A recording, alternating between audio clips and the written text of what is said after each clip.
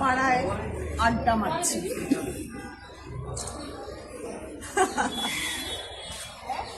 দিদি সকালবেলা সেজে গুজে কি ব্যাপার? এই যে রকে আড্ডা মারা, কে বলেছে যে রক নেই? রক তো আছে।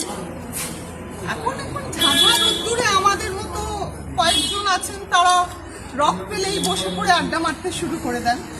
এবং আমি যেহেতু বসে পড়েছি, সেই জন্য আমার সঙ্গে তোমরা আচ্ছা না, সত্যি সত্যি কাজ করতে এসেছি। হেমা মালিনীর আজকে আমাদের সামনে ছবিটি আসছে, 12 তারিখে রিলিজ ছবিটি। তার জন্যে হেমা মালিনীকে নিয়ে কিছু কথোপকথন, আড্ডা রকে বসে হতে পারত, কিন্তু ভ্যানিউটা একটু বদলায়।